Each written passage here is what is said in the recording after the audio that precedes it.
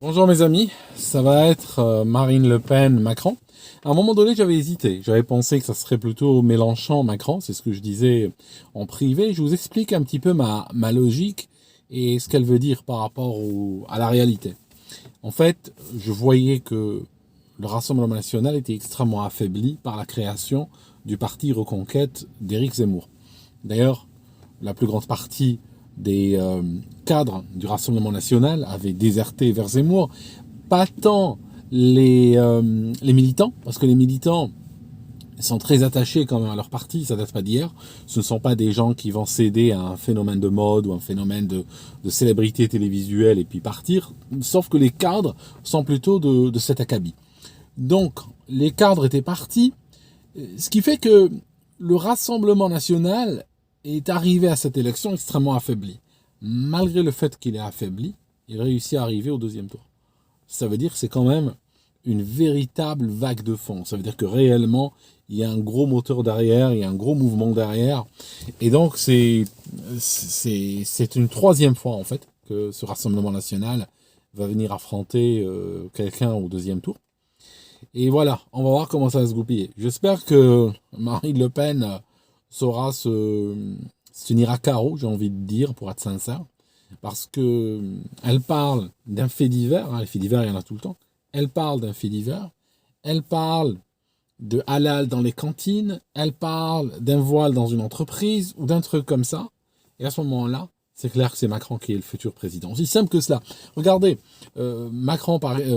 Zemmour, par exemple, récemment, il avait parlé d'un fait divers qu'il avait touché et qu'il avait voulu mettre en exergue un petit peu comme étant symbolique de l'insécurité qu'il y a en France. Donc il avait parlé de ce jeune qui a été frappé et puis il a fini par être heurté par un tram. Et en fait, cet événement dramatique, quand il l'a cité, c'était clair que c'est un candidat qui n'a pas d'expérience politique. Tout simplement parce que les candidats, et ça, le Rassemblement national l'a appris à ses dépens après des années de campagne, c'est que quand on surfe sur des faits divers, aussi marquants soient-ils, aussi dramatiques soient-ils, c'est clair qu'on on va pas faire un bon score dans une élection présidentielle, tout simplement. Et ça, je le dis aujourd'hui, mais c'est valable dans le futur. C'est que tout simplement, une élection présidentielle, ce n'est pas pour élire un ministre de l'Intérieur. Hein, le jour où le ministre de l'Intérieur sera élu au suffrage universel, ou bien lorsque la France désignera, créera un poste de shérif, comme ça se fait aux États-Unis des fois, et puis que la population doit voter pour le shérif, à ce moment-là, effectivement, surfer sur des faits divers, ça peut marcher. Mais autrement, ça sert à rien. Donc, ce qu'on constate, c'est Marine Le Pen, Macron. Donc, les 2 prochaines semaines, j'imagine, ça va être 2 semaines de diabolisation, hein, comme d'hab. On va voir si ce coup-ci, les Français seront dupes encore une fois et que ça va marcher sur eux. Maintenant, bon, honnêtement, si ça marche sur eux encore une troisième fois, quelque part, hein, on se désintéressera de leur sort et ce qu'ils méritent largement, ce qu'ils vivent. Hein, c'est pas. On a Macron qui est là, hein, malgré tout, Macron est là. C'est une.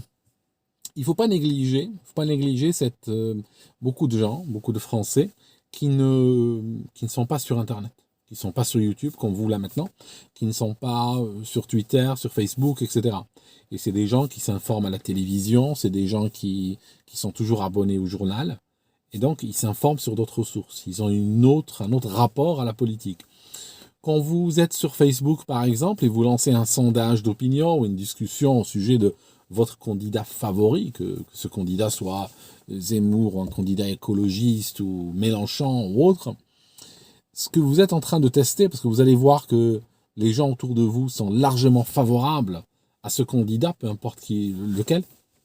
En réalité, c'est que vous n'êtes pas en train de tester l'opinion des gens, vous êtes en train de tester l'algorithme du média social en question. Parce que les médias sociaux ont des algorithmes derrière qui ont tendance à rapprocher les gens qui partagent les mêmes opinions. Donc c'est pour ça que quand vous arrivez, quelle que soit votre opinion politique, que vous soyez de gauche, de droite, peu importe, vous allez toujours voir que 80% des gens sont d'accord avec vous.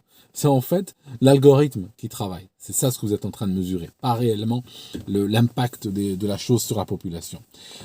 Macron Macron a réussi quand même un tour de force en arrivant au deuxième tour. Et ce qu'il a fait, c'est qu'il a fermé sa gueule, quelque part. C'est-à-dire que il a dit, moi, je m'occupe d'Ukraine. Et puis, il n'a pas voulu débattre, il n'a pas voulu aller au contact. Il est resté à distance. Il avait tout à gagner, en fait. Parce que en allant vers des débats avec les uns et les autres, il ne pouvait que perdre. Parce qu'il sait qu'il a un bilan effarant. Il a un bilan, je pense, je n'exagère pas. Si je regarde pratiquement depuis que la France est devenue une république, je pense que jamais, jamais de son histoire, elle n'a fait un bond. Jamais de son histoire. Je dirais que bon, il y a la séquence quand même 39-45 et après il y a celle-là. Hein, il y a le mandat de Macron. Donc, je n'ai pas envie d'exagérer non plus. Je pense que la France, ces 2-3 dernières années, c'est quand même largement comparé à son époque sinistre du début des années 40. Macron a réussi à passer. Et il pourrait, il faut pas se leurrer, il pourrait passer encore une fois si le jeu de la diabolisation marche bien, si on a encore les médias, les universités, les entreprises, les humoristes, les footballeurs, les acteurs, les intellectuels, les peintres en bâtiment, tout ça. Si ceux-là commencent à appeler tous à voter Macron, il faut pas se leurrer. Hein. On peut toujours se retrouver avec un 51% pour Macron puis 45,8. Ok, donc ça c'est important à considérer. Tout dépendra de l'attitude de Marine Le Pen, je dirais. Honnêtement, j'aurais été à sa place, à la place de Marine Le Pen, je refuserais le débat entre les deux tours. Je le refuserais. Elle n'a rien à gagner avec ce débat. Je dirais, je préfère ne pas, débattre avec Macron. Je préfère débattre avec les McKinsey qui le téléguident, par exemple. Un truc comme ceci. Je préfère débattre avec je ne parle pas aux serviteurs. Je préfère parler aux maîtres. D'accord? Ramène-moi les gens. Ramène-moi tes maîtres et je leur parle. Mais toi, t'es rien pour moi. Toi, t'es qu'un sbire. T'es qu'un young leader à la solde, comme Trudeau, comme d'autres. T'es à la solde de gens dont on a vu la gueule, qui ont commencé à montrer leur gueule. Avant, ils agissaient dans l'ombre. Aujourd'hui, ils sont connus par tout un chacun. Donc, honnêtement, j'ai même pas besoin de te parler. Je parle à eux. Elle n'a rien à gagner. Pourquoi? Parce que elle a des qualités, mais elle a aussi des défauts. Marine Le Pen est une mauvaise débatteuse. Il faut l'admettre. Mais c'est pas une tare, on va dire, c'est pas une tare fondamentale. Une tare fondamentale, c'est vendre le pays à l'étranger. Une tare fondamentale, c'est faire tirer sur des gens avec des LBD et leur arracher les yeux. Une tare fondamentale, c'est virer des milliers de soignants en plein pandémie. C'est fermer des lits. C'est une tare fondamentale, c'est mettre le pays à genoux devant les États-Unis et transformer la France en une sorte d'Afghanistan des États-Unis et servir pour leur intérêt hégémonique. Ça, ce sont des tares fondamentales. Néanmoins, si on est sur le plan purement télévisuel, superficiel, Marine Le Pen ne remplit pas l'écran sur un débat. Donc, quelque part, elle n'a aucun intérêt à aller sur un débat avec ce young leader. Ce qu'on voit aussi dans cette histoire, c'est le dégonflement de la baudruche Zemmour. On m'en a voulu ces 3 derniers mois, quand je disais en décembre, il a une campagne électorale en accident de train. Tout le monde m'en voulait. Hein. Je recevais des messages en privé, des commentaires, des emails, tout ça. Tout le monde disait oui, mais voilà, tu exagères. Non, je n'exagérais pas, mes amis. Zemmour, sa vraie valeur, c'est 5%. Réellement, sa valeur intrinsèque, c'est 5%. Il peut potentiellement monter à 10%. Alors, s'il monte à 10%, tout ce qui est au-dessus de 5, on va dire, s'il monte à 7, 8, 9, tout ce qui est au-dessus de 5, c'est l'effet célébrité télévisuelle. C'est parce que les gens ont l'habitude de le voir. Il y a plein de gens, ils l'ont vu pendant les 10 dernières années sur les plateaux et tout ça. Ils aiment bien sa verve, sa culture, sa présence à l'écran, comme ça. Donc bon, voilà. Ça vaut quand même quelques pourcents. Le cœur, on va dire les 5%, c'est réellement ce qu'il a voulu rassembler. Parce que, quelque part, je dirais, le grand perdant de cette élection, c'est Zemmour, franchement. Parce que, prenons, je sais pas moi, prenons Dupont-Aignan, par exemple. Dupont-Aignan, moi j'aime beaucoup le gars, ok, c'est pas une critique envers lui. Mais, il n'avait pas... C'est quelqu'un qui pourra se bonifier sur le temps, qui pourra avoir sa chance dans 2-3 élections. Pas maintenant, c'est trop tôt. Prenons une Taubira, je ne sais même pas si elle était là, d'ailleurs, mais prenons une Taubira, par exemple. Taubira n'avait aucune chance. Que Taubira dise la chose, qu'elle dise son contraire, je veux dire, ça n'a rien changé. Elle était partie pour une candidature de présence, pour une candidature symbolique, pour une candidature pour être là, puis c'est tout. Donc, elle n'a rien perdu. Elle ne s'est jamais faite d'illusion. Elle n'a jamais pensé qu'elle arriverait au second tour. D'accord? Donc, bon, quelque part, aujourd'hui, ce qui compte pour elle, c'est la participation. Zemmour, c'est quelqu'un, il y a 3 mois, il était à 18%, je vous rappelle. Et il montait. Chaque fois qu'on en parlait dans les sondages, il était en train d'aller de plus en plus vers l'avant, vers le haut. Donc, Zemmour, c'est quelqu'un, on va dire pourquoi c'est le grand perdant, parce que ce soir, il aurait pu être potentiellement face à Macron, potentiellement face à Marine, je sais pas. Mais c'est quelqu'un qui aurait pu vraiment faire une campagne différente. Il est parti de rassembler, et je l'ai dit sans arrêt ces 3 derniers mois, il est parti d'une logique qui était au départ de rassembler les droites, et il aurait donc pu être le candidat de la droite, et il a fait quoi? Il a commencé à rassembler les extrêmes droites. Ça signifie il a commencé à miser sur l'extrême de l'extrême, vraiment l'extrême de l'extrême. Il a commencé à épouser des thèses à la Henri Lesquen, à la Bruno Maigret, à la Gollnisch, à la De Villiers. Alors, je dis pas que tous ceux-là que je viens de citer sont l'extrême de l'extrême, mais Lesquen, par exemple, c'est vraiment aller lire son programme sur son site. Nous sommes extrêmement proches de programmes basés sur une épuration. Et le mot qu'il a utilisé, Zemmour, il voulait créer un ministère de la remigration. Donc ça signifie, plus il baissait dans les sondages, plus il partait sur une escalade verbale. Et la dernière escalade, et là, c'était réellement là le dernier clou sur le cercueil de sa campagne, c'est quand il a parlé de remigration. Et à ce moment-là, c'était foutu. À ce moment-là, ce n'était plus le discours. C'est même pas quelque chose de critiquable dans le sens, ce n'est même pas quelque chose qui vaut la peine. D'ailleurs, peu de gens se sont gênés ou cassé la tête à le critiquer. Parce qu'à ce moment-là, on était au niveau du caniveau, on n'était plus réellement dans le débat politique dans lequel on peut rentrer et puis essayer de comprendre et essayer de logiquer avec. Il n'y avait rien à dire. C'était foutu. C'était le mec qui est plus coulé dans les sondages, plus il était excité par les gens qui l'entouraient pour en faire plus. Et là, il est arrivé à dire « Je vais créer un ministère de la remigration ».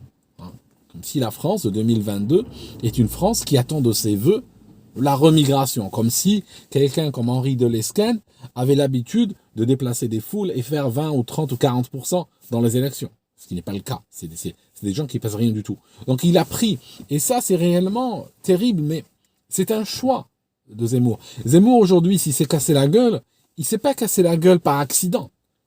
Il s'est cassé la gueule par choix. Il s'est mis dans une niche. Il s'est mis dans une niche électorale qui ne vaut strictement rien.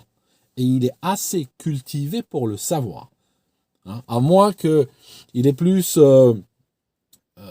cultivé dans ce qui s'est passé dans les années 1800 que ce qui s'est passé ces 20 ou 30 dernières années. Je ne sais pas, ça c'est encore autre chose, c'est encore à voir. Avec lui, je disais que quand il parle du général, quand il dit oui, le général et tout, je ne sais même pas s'il parle de Gaulle ou s'il parle du général Bugeaud.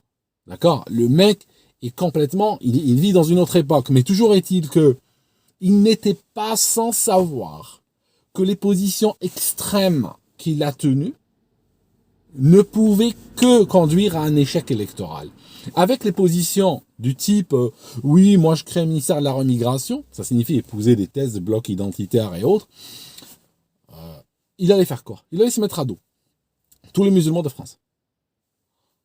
Potentiellement, je sais pas, 6-7 millions. Leurs familles, qu'ils soient musulmans ou pas, les couples mixtes, la famille étendue, les familles qui ont une belle fille ou qui ont un beau-fils qui est musulman, qui est d'origine marocaine ou autre, tout cela exclu. Les gens qui apprécient ces personnes-là, leurs collègues de travail, toute la gauche, et tout ça, je veux dire, même à la droite, on trouve des gens qui dégueulent à ces choses-là. Même à la droite, la preuve, d'ailleurs, j'ai même plus besoin de prouver, parce qu'avant, j'ai passé 3 mois à vouloir prouver mon propos par des arguments intellectuels. Aujourd'hui, je suis très confortable dans ma voiture, parce que je peux aujourd'hui vous le montrer avec la réalité. Je suis content que la réalité ait rattrapé des choses que j'étais en train de dire. Parce que maintenant, j'ai plus besoin de trop me casser la tête. Hein, les preuves sont là. Maintenant, je vous explique. Hein, je vous explique le crash maintenant. Je vous le prévois plus. Hein, je le prévoyais avant. Maintenant, je vous dis pourquoi le crash a eu lieu. Okay.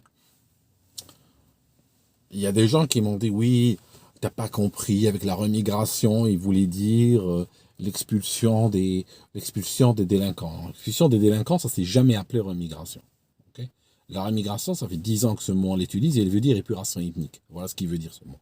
Il a toujours voulu dire, et d'ailleurs, les commentaires que beaucoup m'ont laissés sous mes vidéos pointent vers, oui, nous voulons de la blancheur, nous voulons tout ça.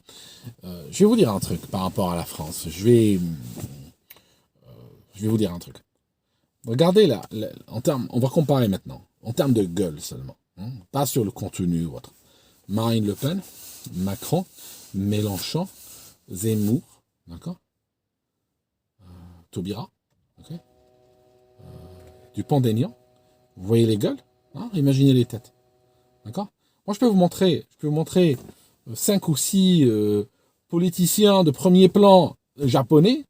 Hein, je suis désolé, c'est pas pour tenir des propos odieux, hein, d'accord. Mais vous voyez 5-6 fois la même chose. Hein. En Corée, c'est pareil. On peut même les mélanger comme ça. Vous dites, allez, fermez les yeux. On les mélange, d'accord. Vous comprenez? C'est la même chose. En France, c'est différent. Hein, vous savez, on peut faire des blagues. Hein. Je viens de faire une blague raciale là maintenant. Ok, je viens de faire une blague raciale, je viens même d'en rire. Ça ne veut pas dire que je suis pour l'épuration ethnique. D'accord? Ça ne veut pas dire ça. Ça ne veut pas dire que je suis pour ce genre de saloperie. Ok? Je suis à droite, je suis contre l'immigration de Bush, contre l'islamisation à outrance, contre le radicalisme islamique. Je suis pour que soient respectés les us et coutumes locales, etc. Je suis pour Rome fait comme les Romains et tout et tout. Je suis pour tout ça et je le défends et je le pratique même dans ma vie. Ma fille s'appelle Grace, ok, parce qu'elle habite en Angleterre. Elle s'appelle pas Fatima, d'accord. Mais en même temps, hein, tout cela pris et mis dans la balance, y compris mes blagues, d'accord, ne fait pas de moi quelqu'un qui est pour transformer la France en Rwanda ou en ex-Yougoslavie. D'accord? C'est ça le truc. Donc, je disais que si moi-même, okay, je passe, je sais pas combien de milliers d'heures par an à observer et à lire au sujet de la politique française. Si moi, je regarde le discours de Zemmour, je regarde son parti qui s'appelle Reconquista, il appelle Reconquête, moi je pense Reconquista, qui consistait à une expulsion en masse. Après, il veut créer un ministère, appelé le ministère de la remigration. Remigration, mot qu'on connaît depuis très longtemps, concernant une expulsion de masse des gens selon des critères ethniques. C'est du pass ethnique, littéralement. C'est du pass racial.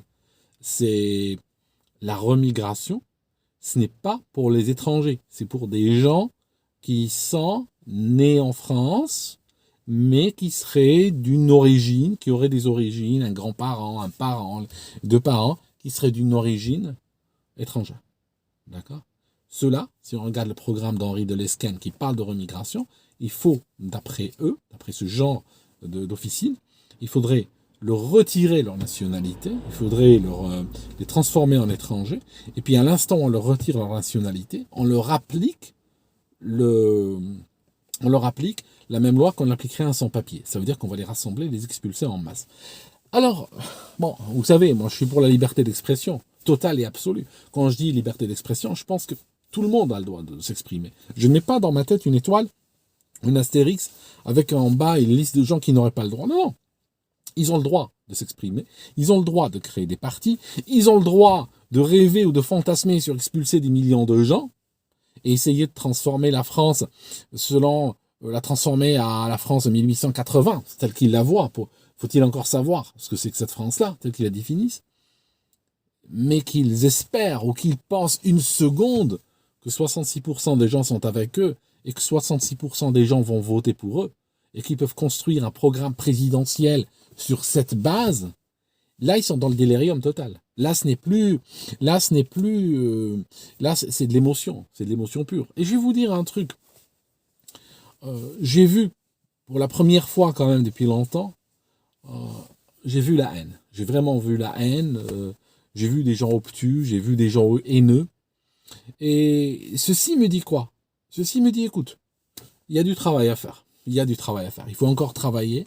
Il faut encore essayer d'avancer. Ben, s'il y a de la discorde, c'est que il faut de la concorde, donc il faut plus de communication. S'il y a des préjugés, c'est qu'il faut qu'on apprenne à se connaître. S'il y a une mésentente, ben, il faut peut-être qu'on pose tous nos différends sur la table. Et je pense que c'est comme ça qu'on peut évoluer collectivement. Hein. Je pense que c'est la seule façon d'aller de l'avant. Mais moi, je vais vous dire quelque chose, ma vision. Il y a des gens qui venaient me dire oui, mais l'Algérie a bien expulsé des gens après 132 ans en 1962. Oui, l'Algérie l'a fait. Mais qui te dit que c'est une bonne chose? Tu crois que c'est un exemple? C'est un exemple à suivre? Il y a eu des massacres au Rwanda. Il y a eu de l'épuration ethnique dans plein de conflits en Yougoslavie, ailleurs. Oui, mais ça a été fait. Mais est-ce que c'est parce que ça a été fait que c'est une bonne chose? Qu'on peut donc nous baser sur ça et le refaire aujourd'hui? C'est pas ça n'a aucune prise sur la réalité, ça. Moi, je pense que la seule façon de s'en sortir et d'aller de l'avant, c'est prendre la France telle qu'elle est en 2022. Hein. Nous sommes en 2022, je peux vérifier. Voilà, nous sommes le dimanche 10 avril 2022. Je pense qu'à partir de là, à partir de ce moment, on prend la situation telle qu'elle est et on essaye tous ensemble d'avancer. C'est tout. On essaye tous ensemble de trouver des solutions qui se font dans la paix, dans la sérénité, dans l'harmonie, dans la dignité, et puis essayer de sauver ce qui est sauvable. On pourra pas revenir en arrière. C'est comme, je sais pas moi, c'est comme quelqu'un qui a vu le Titanic couler, qui maintenant veut le couler. Hein, on veut le sauver, il n'y a rien à sauver là-dedans. D'accord? Donc les années, les décennies, ou les générations qui sont passées, on ne pourra pas les faire revivre. Ils sont morts. Tous ces gens qu'on voit, je sais pas moi, je regarde des fois des films avec, je sais pas moi, des films des années 60, j'aime beaucoup des films français, des fois avec Lino Ventura, avec Louis de Funès, avec plein des films de Melville et tout ça. Et je regarde ces films et parfois je suis frappé. Regardez par exemple Les Tontons Flingueurs. C'est un film que tous les Français connaissent. Les Tontons Flingueurs, donnez-moi le nom d'un seul acteur qui serait en vie aujourd'hui. Vous voyez ce que je veux dire? Parfois, ces films, des fois, je les trouve, il y a un côté angoissant. Il y a un côté qui nous rappelle notre finalité, hein, qui nous rappelle notre finitude quelque part, qui nous rappelle qu'on n'est pas là pour toujours, qu'on est là en tant que voyageur et que finalement, ce qui compte, c'est ce qu'on va laisser aux générations futures. La réalité, c'est ça. C'est que nous, puisqu'on est là, nous sommes en train de parler, ce que nous avons peut-être déjà vécu. Donc, il faut essayer. On ne pourra pas refaire vivre les générations futures. Ce que nous vivons maintenant, je vais vous dire quelque part, c'est peut-être même pas de notre faute. Ce que nous vivons maintenant, malgré toutes les difficultés, tout dans lequel nous vivons, ce que nous vivons maintenant, c'est le monde tel que nous l'avons hérité des générations précédentes, qui sont dans leur temps pour la plupart. D'accord? Et le monde qui compte pour moi, c'est celui qu'on laissera à nos enfants. C'est ça. Et à partir de là, il va falloir réfléchir. Nous sommes en 2022. Nous ne sommes pas en 1880, ou 1750, ou au Moyen-Âge, ou en 1954, ou 52. Nous ne sommes pas là. Nous sommes aujourd'hui en 2022. Je suis désolé de le rappeler encore une fois. Et c'est à partir de là, que devra s'organiser, à partir des données que nous avons aujourd'hui, que devront s'organiser notre chemin collectif, quel que nous soyons en tant que peuple. Ce que je dis est valable pour les Français, pour les Algériens, pour les Britanniques, pour les Chinois. C'est valable pour tout le monde. On ne peut pas revenir dans le passé. Je ne peux même pas revenir à hier. Je ne peux même pas revenir à ce matin. Il y a des gens, ils ont vécu des accidents, ils ont vécu des choses terribles et ils ont passé leur vie à espérer être revenus 10 secondes, 30 secondes avant, mais c'est pas possible. Ça avance dans une seule direction. Alors on peut essayer à partir de là, on peut essayer de repartir. Je sais que beaucoup de gens étaient égarés par la candidature Zemmour. J'espère que vous n'allez pas rentrer dans la logique de les élections sont frauduleuses et truquées et tout ça. Je me rappelle à l'époque de Trump, Biden était président depuis 6 mois, et il parlait encore de compter, hein, et de recompter, que c'était pas fini, que c'était pas joué. Hein. La dernière fois que j'ai entendu des Trumpistes parler de recompter les votes, c'était, je crois, il y a 3 semaines. Donc les mecs, ils sont toujours dans cette logique-là. Donc je pense qu'à un moment donné, il faut juste tourner la page. Bon, d'accord, il faut tourner la page et il faut réfléchir tous ensemble comment un programme comme celui de Zemmour, qui est quand même de la pire extrême droite possible imaginable, a pu, et je suis de droite qui parle, je suis même pas, je vous parle pas de la gauche, mais on a constaté quand même l'émergence, même si elle ne pèse pas grand-chose électoralement, comme ça a été démontré amplement aujourd'hui. C'est pas un projet que les Français veulent embrasser, que c'est pas un projet que les Français attendent ou que les Français rêvaient de voir dans les urnes pour le plébisciter. Mais malgré tout, il faut quand même se demander comment des gens, des fois intelligents et tout ça, aient pu céder à un programme qui était basé quand même sur une forme d'épuration. Alors, je vais vous dire un truc. Pour revenir à ce que je disais, vous savez, l'histoire des poupées, j'ai failli dire poupées russes. J'ai failli dire que je réfléchis en poupées russes. Alors, vous savez, de nos jours, il faut faire gaffe. Il faut faire gaffe à ce genre de choses. Je disais que si moi, suivant la politique française, je dépense des milliers d'heures par an, je disais, j'ai pensé que Zemmour avait un programme sordide. Que vont penser les autres? Que vont penser des millions d'autres qui ne pensent pas, qui ne vont pas dépenser des milliers d'heures, qui vont juste regarder superficiellement? Quand le gars appelle son parti Reconquista, quand il veut créer un ministère de l'immigration, quand il dit dans un de ses meetings, les doubles nationaux qui sont pas contents, je leur dis notre porte est grande ouverte. Ça, c'est... Double national est un Français. Un double national, je suis en Algérie, un double national algérien est un Algérien. Un double national américain est un Américain quand il est aux États-Unis. D'accord? Un double national français, il est français quand il est en France. Si quelqu'un veut expulser les doubles nationaux, c'est parce qu'il n'ose pas dire les nationaux. Donc alors il rajoute devant double nationaux pour essayer de... d'accord? Pour essayer de juste un peu minimiser la portée de la pensée, mais une fois qu'il est au pouvoir, là on va enlever le double, on va parler de nationaux directement. D'accord? C'est abominable. C'est absolument une politique purement abominable, quoi. Le gars a des choses qu'il n'a pas digérées par rapport à la guerre d'Algérie et tout ça. Et je dis, je respecte, c'est normal. C'est un déchirement, c'était une grande tragédie pour beaucoup de monde. Je n'étais pas là, mais je pense que c'était une tragédie pour beaucoup de monde. Mais bon, c'est arrivé il y a longtemps. C'est arrivé en 62, nous sommes en 2022. On va pas revenir on va pas revenir 60 ans en arrière pour essayer de rejouer le match, parce que il y a encore quelques personnes qui ont la mémoire longue ou quelques grabataires qui ont vécu à cette époque-là et puis qui sont pas contents. Je veux dire, bon, c'est peanuts, ça représente rien. Je suis désolé d'être aussi brutal, mais je sais que c'est une tragédie pour certains qui portent cela personnellement ou à travers leur histoire familiale ou autre, je sais.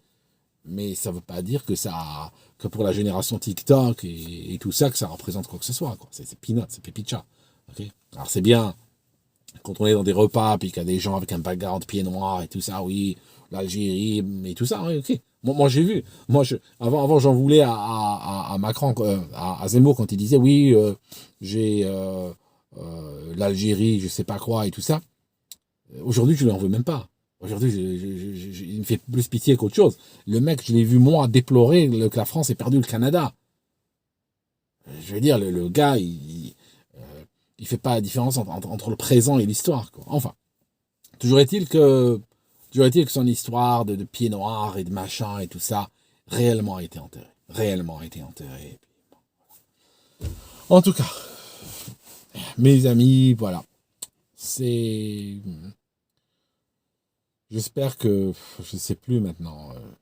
Je suis assez inquiet quand même. Bon, Zemmour, on n'en parle plus, c'est fini. J'en parlerai plus jamais, c'est terminé. Un ballon de baudruche qui s'est dégonflé, il avait toutes les cartes en main, bon, il les a foutues en l'air. C'est pas grave.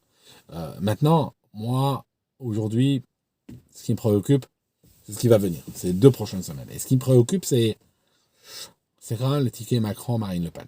Et je suis très très inquiet. Parce que je sais que beaucoup de Français sont câblés ici, ils sont connectés à la télé. Et ils voteront comme la télé leur dira. Voilà.